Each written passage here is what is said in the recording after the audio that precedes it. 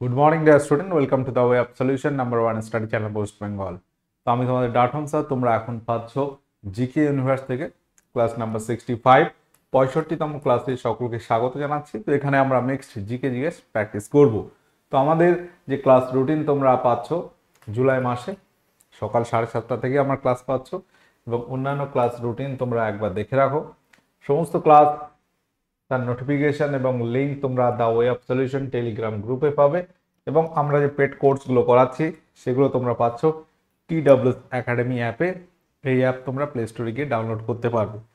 ঠিক আছে, তো আমরা আজকের যে প্রশ্ন আলোচনা করব তা শুরু করার আগে একটু বলে দেবো যে কোন ব্যাচগুলো নতুন আছে। এসএসসির ফাউন্ডেশন ব্যাচ 2025-26, এখানে এসএসসি জিডি এমটিএস এবং সিএইচএস এর পরীক্ষার্থীদের জন্য এই ব্যাচটি রয়েছে সম্পূর্ণ ফাউন্ডেশন ব্যাচ। 4 মাসের টোটাল সিলেবাস আমরা এখানে কভার করব, এবং 1 বছর তোমরা ক্লাসের ভ্যালিডিটি পাবে।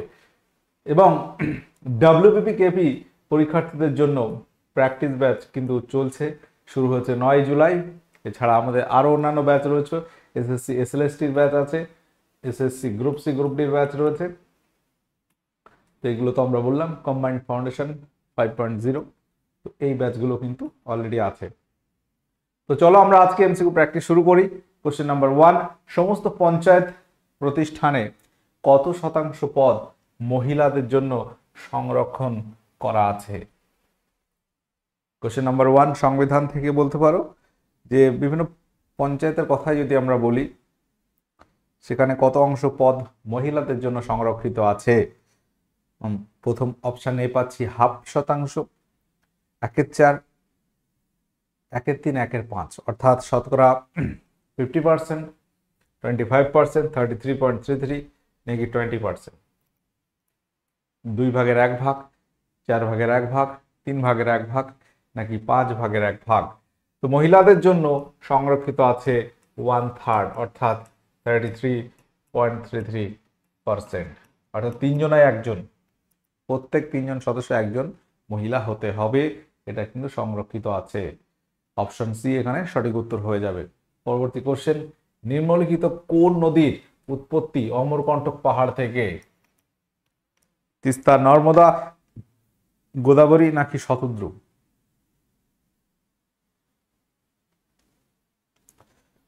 মধ্যপ্রদেশের অমরকণ্টক পর্বত থেকে দুটি নদী উৎপত্তি লাভ করেছে, একটা হচ্ছে নর্মদা আর একটা হচ্ছে সোন নদী। নর্মদা নদী পশ্চিম দিকে প্রবাহিত হয়ে আরব খাম্বাত উপসাগরে পতিত হচ্ছে। এটি কিন্তু অপশন বি সঠিক উত্তর হয়ে যাবে। তিস্তা নদী সিকিমের জেমু হিমবাহ থেকে উৎপত্তি লাভ করেছে। গোদাবরী তোমার মহারাষ্ট্রের মহাদেব পর্বত থেকে তৈরি হয়েছে। ঠিক আছে,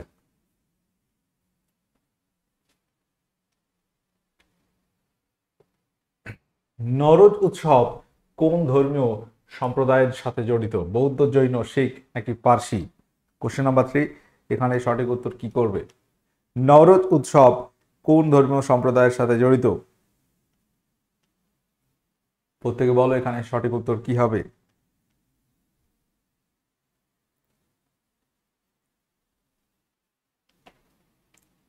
নওরোজ উৎসব এটি হচ্ছে পার্সিদের সঙ্গে জড়িত। এটা আমরা একটা প্রশ্ন ইতিহাসে পাই যে নওরোজ উৎসব ভারতে চালু করেছিলেন কে? গিয়াসুদ্দিন বলবন। পার্সিয়ানদের অনুকরণে নওরোজ উৎসব ভারতে চালু করেন গিয়াসুদ্দিন বলবন। হরপ্পা সভ্যতার আবিষ্কারক কে? কোশ্চেন নাম্বার 4, হরপ্পা সভ্যতার আবিষ্কারক কে? রাখাল দাস বন্দ্যোপাধ্যায়, SR রাও, MS ভেস্তা, দয়ারাম সাহানি। তো হরপ্পা সভ্যতা একটি কেন্দ্র হচ্ছে হরপ্পা, সেটা আবিষ্কার করেছিলেন দয়ারাম সাহানি। অপশন ডি যারা করেছো তোমাদের অ্যান্সার কিন্তু সঠিক হয়েছে। সালটা কত? 1921 সাল। এবং হরপ্পা কেন্দ্র পরবর্তী বছর আমরা দেখব মহেঞ্জোদড়ো আবিষ্কৃত হয়েছিল 1922 সালে। রাখাল দাস বন্দ্যোপাধ্যায় মহেঞ্জোদড়ো কেন্দ্রটি আবিষ্কার করেন। মহেঞ্জোদড়ো কেন্দ্রটি আবিষ্কৃত হয় তার ঠিক পরের বছর। সেই সময় ভারতের প্রত্নতাত্ত্বিক বিভাগের হেড ছিল জন মার্শাল। তো জন মার্শালের নেতৃত্বে আমরা বলতে পারি দয়ারাম সাহানি এবং রাখাল দাস বন্দ্যোপাধ্যায় প্রথম হরপ্পা কেন্দ্র আবিষ্কৃত হয়েছে। পরবর্তী বছরে মোহিনীদড় আবিষ্কৃত হয়েছে। তৃতীয় শ্রেণীর লিভারে আলম্ব দণ্ডের কোথায় থাকে? মাঝে থাকে, প্রান্তে থাকে, নাকি উপরে? দুটোই হতে পারে। অপশন ডি কোনোটি নয়। আলম্ব বিন্দু কি? তৃতীয় শ্রেণীর লিভার একটা এক্সাম্পল তুমি দাও, তাহলে তুমি বুঝতে পারবে কি হবে এখানে। আমাদের মানুষের হাত কনুইয়ের সামনের অংশ, এই কনুই অংশটাকে আমরা বলছি আলম্ব, ঠিক আছে, যার সাপেক্ষে হাতটা আমরা মুভমেন্ট করতে পারছি। তো আলম্ব বিন্দু এমন একটা বিন্দু যেখানে যে বিন্দুর সাপেক্ষে ওই যন্ত্রটি কি করতে পারে? ঘুরতে পারে। তো আলম্ব থাকবে প্রান্তে। অপশন বি এখানে রাইট অ্যান্সার হয়ে যাবে। তৃতীয় শ্রেণীর লিভারে বল বিন্দু থাকে মাঝখানে, বল বিন্দু থাকবে মাঝখানে, এক প্রান্তে থাকবে আলম্ব আর এক প্রান্তে হচ্ছে কাজ হয়, সেখানে থাকবে ভার বিন্দু। তাহলে এক প্রান্তে থাকবে আলম্ব, এক প্রান্তে থাকবে ভার বিন্দু এবং মাঝখানে থাকে বল বিন্দু। তো এই লিভার নিয়ে আমাদের আলোচনা কিন্তু করা আছে আগে, তোমরা সার্চ করলে পেয়ে যাবে যে কার্যক্ষমতা শক্তি লিভার, সেই ক্লাসগুলো কিন্তু আমরা আগে করানো আছে। অপশন বি যারা করেছো তোমাদের অ্যান্সার এখানে সঠিক হয়েছে। নিম্নলিখিত কোন ধর্মশাস্ত্রটি বৈদিক সাহিত্যের অংশ নয়? বৈদিক সাহিত্যের অংশ নয় এখানে কোনটি? উপনিষদ, ব্রাহ্মণ, Pitaka, Aranyak.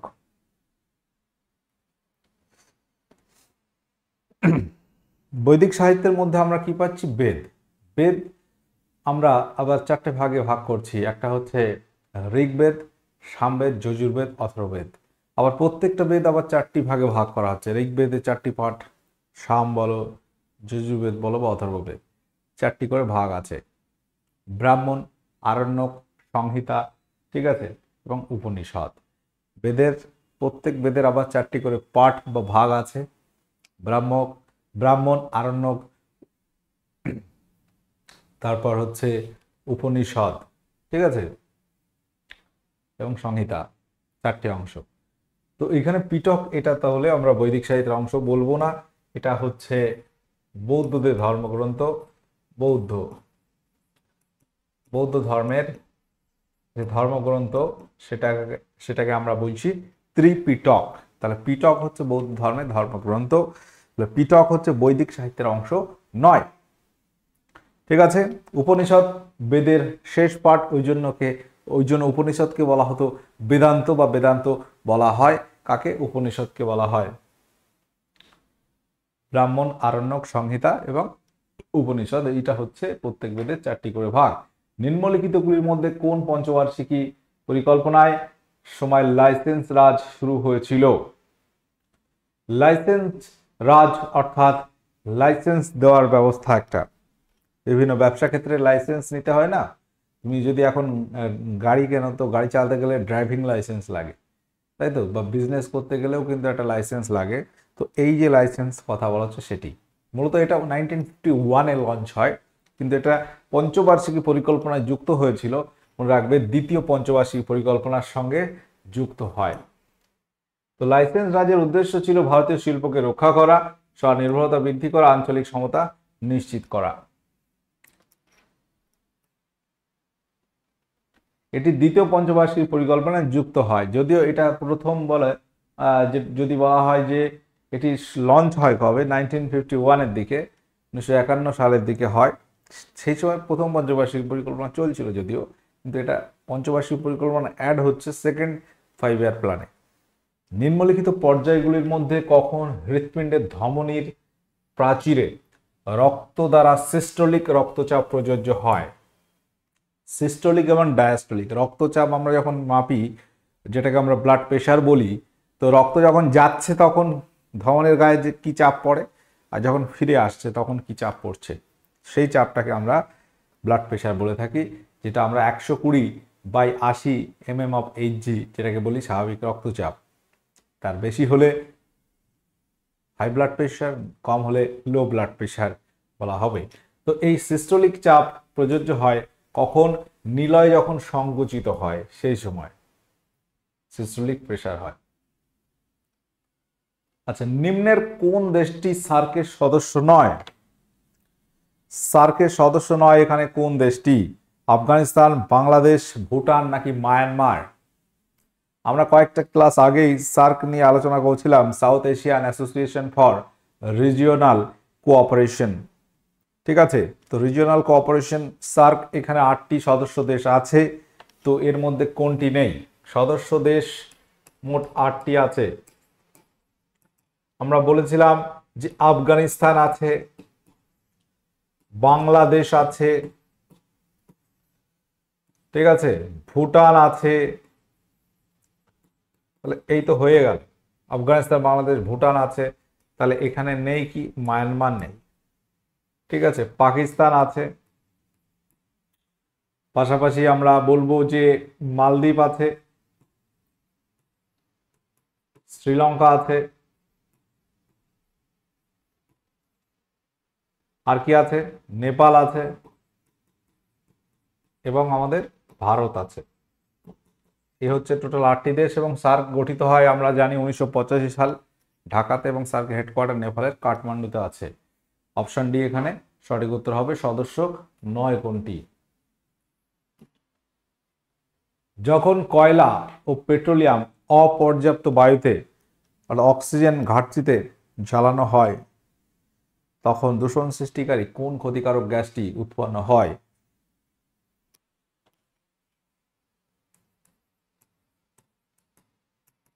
Sulphur dioxide, carbon dioxide, carbon monoxide, nitrogen oxide. অপর্যাপ্ত বায়ুতে যখন হবে, সেটাকে তৈরি হবে কার্বন মনোঅক্সাইড, সিও। এটা খুবই ক্ষতিকারক একটি গ্যাস। ব্লিচিং পাউডার তৈরিতে কোন গ্যাস ব্যবহার করা হয়? ব্লিচিং পাউডার তৈরিতে কোন গ্যাস ব্যবহৃত হয়? CaOCl, এখানে ক্লোরিন গ্যাস সঠিক উত্তর হয়ে যাবে। ক্লোরিন মূলত ব্যবহার করা হয়। বেকিং সোডা প্রকৃতপক্ষে কি? Calcium hydroxide, sodium bicarbonate, aluminium hydroxide, sodium nitrate. Baking soda মূলত কোনটি এখানে? বেকিং সোডা এটা হচ্ছে সোডিয়াম বাইকার্বনেট, মানে HCO3। অপশন বি যারা করেছো, তোমাদের অ্যান্সার সঠিক হয়েছে। পরবর্তী কোশ্চেনে আসছি, কোশ্চেন নাম্বার 13। নিচের কোনটি ভেক্টর রাশি নয়? এখানে কোনটি ভেক্টর রাশি নয় তোমাকে খুঁজে বার করতে হবে। টর্ক, কৌণিক ভরবেগ, দ্বিমেরু ভ্রামক নাকি তড়িৎ বিভব? ভেক্টর রাশি এখানে কোনটি নয়? স্কেলার এবং ভেক্টর নিয়ে আমরা প্রচুর আলোচনা করি, ক্লাসে বিভিন্ন প্রশ্ন আলোচনায় করি যে স্কেলার রাশি যার মান আছে দিক নেই, ভেক্টর রাশি যার মান এবং দুটোই আছে। এখানে আমরা প্রথম পাচ্ছি টর্ক। টর্ক হচ্ছে বল ইনটু দৈর্ঘ্য, এটা ভেক্টর রাশি, এটা ভেক্টর রাশি। কৌণিক ভরবেগ ভেক্টর রাশি, দ্বিমেরু ভ্রামক ভেক্টর রাশি, তড়িৎ বিভব এটা কিন্তু স্কেলার রাশি, এটার কোনো দিক নেই। বিভব প্রভেদ যেটাকে আমরা বলছি, বা ভোল্টেজ, চলতি ভাষায় ভোল্টেজ বলি, ওইটাই বিভব প্রভেদ। ঠিক আছে, স্কেলার রাশি। উদ্ভিদ তার কোন অঙ্গ প্রত্যঙ্গগুলিতে তার বর্জ্য পদার্থ সঞ্চিত রাখে? পাতা, কোষ গহ্বরে, জাইলেমে। অপশন বি পাতা, লাইসোজোম, নিউক্লোপ্লাস্টে। কোষ গহ্বর গাছের ছাল, লাইসোজোম, লাইসোজোম ফল, লিউকোপ্লাস্ট। দেখো অনেক অংশে হতে পারে। উদ্ভিদ তার ফলে রাখতে পারে, তার ছালে রাখতে পারে। ঠিক আছে, আমরা যখন রেচন পদার্থ পড়ি উদ্ভিদের রেচনে আমরা পাচ্ছি কুইনাইন, পাচ্ছি সিনকোনা গাছের ছালে, তাহলে ওটা একটা রেচন। বিভিন্ন পাতায় পাচ্ছি, ফলে পাচ্ছি। ঠিক আছে, তো বিভিন্ন রকম এখানে অপশন হতে পারে, কিন্তু এই যে অপশনগুলোতে খুঁজে বার করতে হবে, আর লাইসোজোমে কিন্তু মনে রাখতে হবে এখানে কিন্তু কোনোভাবেই লাইসোজোম, যেটাকে বলা হয় আত্মঘাতী থলি, এখানে কিন্তু বর্জ্য পদার্থ রাখে না। সঞ্চিত রাখে, তাহলে এখানে আমরা লাইসোজোম অপশনগুলো এলিমিনেট করলেই উত্তর পেয়ে যাব। ফল লিউকোপ্লাস্ট হতে পারে, যাই হোক পাতা কোষ গহ্বর এবং জাইলেম। এখানে অপশন এ যারা করেছো তোমাদের অ্যান্সার কিন্তু সঠিক হয়েছে। অপশন এ যারা করেছো তোমাদের অ্যান্সার সঠিক হয়েছে। পরবর্তী কোশ্চেন হচ্ছে রক্তচন্দন বা রেড স্যান্ডার্স নামক স্থানীয় গাছের প্রজাতিটি নিম্নলিখিত কোন ভারতীয় ভূপ্রাকৃতিক বিভাজনের মধ্যে সীমাবদ্ধ? পূর্বঘাট, পশ্চিম ঘাট, গাঙ্গেয় সমভূমি, হিমালয় পর্বত অঞ্চল। রেড চন্দন খুবই মূল্যবান একটি গাছ। পুষ্পা সিনেমাটা যারা দেখেছো জানো, ওই নিয়েই ঘটনা, খুব দামি কাঠ পাচার নিয়ে সিনেমা হচ্ছে। যাই হোক, তো এইখানে এই লাল চন্দন যেটাকে আমরা বলে থাকি সেটা মূলত পূর্বঘাট এইখানের মধ্যেই ধরা হয়।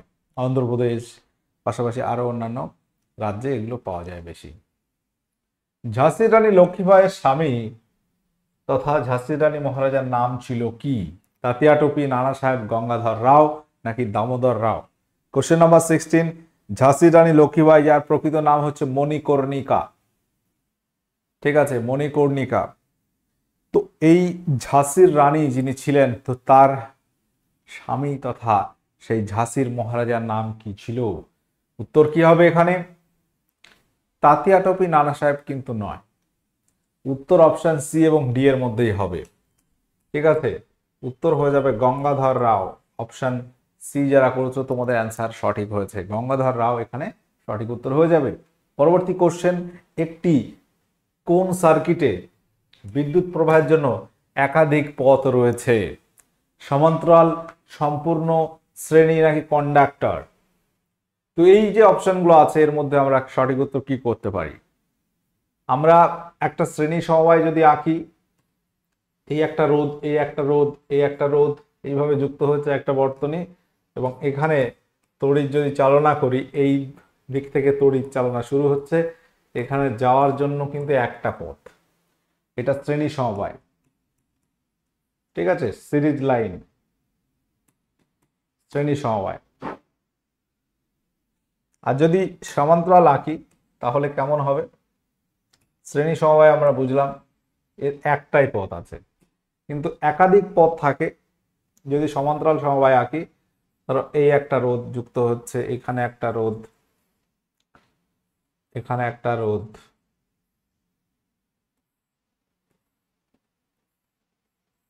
এইভাবে যদি বর্তনীটা তৈরি হয়, তখন কারেন্ট এইভাবে যখন ফ্লো হচ্ছে, এখান থেকে কিন্তু তিন দিকে ভেঙে গেল, একাধিক পথ আমরা এখানে পাচ্ছি। এটা হচ্ছে সমান্তরাল সমবায়, অপশন এ। যেভাবে বাড়িতে বিদ্যুৎ ওয়ারিং করা হয় সমান্তরাল সমবায়, অর্থাৎ একাধিক পথ মানে একাধিক সুইচ আছে। ফ্যানের জন্য একটা সুইচ, লাইটের জন্য একটা সুইচ, ঠিক আছে, গিজারের জন্য একটা সুইচ, ফ্রিজের জন্য আলাদা আলাদা বোর্ড, আলাদা আলাদা সুইচ। এই আলাদা আলাদা সুইচ মানে কি, একটা ঘরে একটা বোর্ড হলে 5টা 7টা সুইচ থাকে, একটা ডিম লাইট, একটা সিলিং ফ্যান, একটা কোনো চার্জ দেওয়ার কর্ড থাকে, তাই তো, পিন, চার্জ দেওয়ার পিন থাকে, তো তার জন্য একটা সুইচ, একটা টিউবলাইটের সুইচ, একটা বাল্বের সুইচ, তো এরকম প্রচুর সুইচ থাকে, মানে বুঝতে হবে প্রচুর তার ওখানে কানেক্ট করা আছে, সেগুলো হচ্ছে সমান্তরাল সমবায়। এটা হচ্ছে সমান্তরাল সমবায় বা প্যারালাল কম্বিনেশন। ঠিক আছে, পরবর্তী কোশ্চেনে আসছি। নিম্নলিখিতগুলির মধ্যে কে ভারতরত্ন পাননি? অটল বিহারী বাজপেয়ী, মদন মোহন মালব্য, ডক্টর বি আর আম্বেদকর, ভিপি সিং। তো ভারতবর্ষের সর্বোচ্চ অসামরিক সম্মান আমরা জানি ভারতরত্ন। এই ভারতরত্ন দেওয়া শুরু হয়েছিল 1954 সাল থেকে। প্রথমে 3জন পেয়েছিল। এইভাবে প্রত্যেক বছর ভারতরত্ন দেওয়া হয় এরকম নয়, কিন্তু মাঝে মধ্যে দেওয়া হয়, দেখতে আমরা পাচ্ছি। তো এইখানে অটল বিহারী বাজপেয়ী কিন্তু ভারতরত্ন পেয়েছেন, মদন মোহন মালব্য তিনিও পেয়েছেন, ডক্টর বি আর আম্বেদকর তিনিও ভারতরত্ন পেয়েছেন। পাননি এখানে অপশনের মধ্যে ভিপি সিং, তিনি কিন্তু পাননি। অপশন ডি এখানে রাইট অ্যান্সার হবে। পরবর্তী কোশ্চেন হচ্ছে, ভারত এবং চীনের মধ্যে একটা চুক্তি হয়েছিল, নাম হচ্ছে পঞ্চশীল চুক্তি। এটি কত সালে হয়? পঞ্চশীল চুক্তি হয়েছিল কোন সালে? 1944, 1954, 1964 নাকি 1974? এখানে সঠিক উত্তর কোনটি করবে? পঞ্চশীল চুক্তি হয় নিম্নের কোন সালে? সঠিক উত্তর মনে রাখবে, 1954 সালে এই পঞ্চশীল চুক্তি হয়েছিল ভারতের সঙ্গে চীনের। পাকিস্তানের প্রথম মহিলা প্রধানমন্ত্রী কে ছিলেন? পাকিস্তানের প্রথম মহিলা প্রধানমন্ত্রী কে ছিলেন? তো পাকিস্তানের প্রথম মহিলা প্রধানমন্ত্রী ছিল বেনজির ভুট্টো। তো আমাদের যে ব্যাচগুলো চলছে বর্তমানে, কম্বাইন্ড ফাউন্ডেশন 5.0 এসএলএসটির এখানে 7টি ব্যাচ চলছে, দেখতে পাচ্ছ। Bengali, English, history, geography, life science, education, physical science, 7টি ব্যাচ চলছে। ওখানে ডাব্লিউকেবির নতুন প্র্যাকটিস ব্যাচ শুরু হয়েছে আগামী 9 তারিখ থেকে। এসএসসি ফাউন্ডেশন, এটা একদম new batch, foundation batch. SSC group C, group D, এটাও নিউ ব্যাচ। এটা ওল্ড ব্যাচ। ডাব্লিউবিপির জন্য সম্পূর্ণ ডাব্লিউবিপির ফাউন্ডেশন হয়েছিল আমাদের 2.0, সেটা রেকর্ডেড ব্যাচ তোমরা পাচ্ছ। কোশ্চেন নাম্বার 21, রৌপ্য মুদ্রা টঙ্কা কে প্রচলন করেন? কুতুবউদ্দিন আইবক, ইলতুৎমিশ, বলবন নাকি বৈরাম খাঁ? রৌপ্য মুদ্রা টঙ্কা এর প্রচলন করেছেন ইলতুৎমিশ। টঙ্কা হচ্ছে রূপোর মুদ্রা, জিতল ছিল তামার মুদ্রা, ইলতুৎমিশ প্রবর্তন করেন। পারমাণবিক আকার যে ইউনিটে প্রকাশ করা হয় তা হলো কি? ফার্মি, অ্যামস্ট্রম, নিউটন নাকি টেসলা? পারমাণবিক আকার, পরমাণুর আকার আমরা মেজারমেন্ট করি কোন এককে? দৈর্ঘ্যের প্রচুর একক রয়েছে। দৈর্ঘ্যের এককের মধ্যে আমরা এখানে ফার্মি, অ্যামস্ট্রম পাচ্ছি, নিউটন বলের একক, টেসলা কিন্তু দৈর্ঘ্যের একক নয়।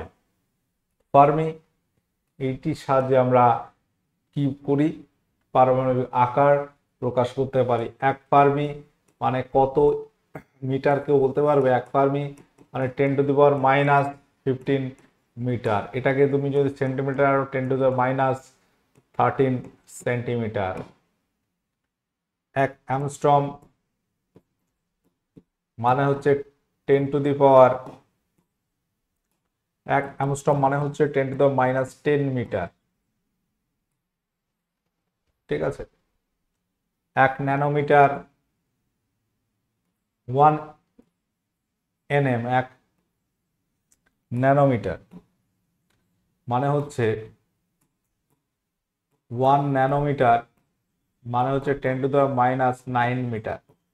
এই ন্যানোমিটার অ্যামস্ট্রমের সম্পর্ক দেয় যে 1 ন্যানোমিটার মানে কত অ্যামস্ট্রম? 10 অ্যামস্ট্রম।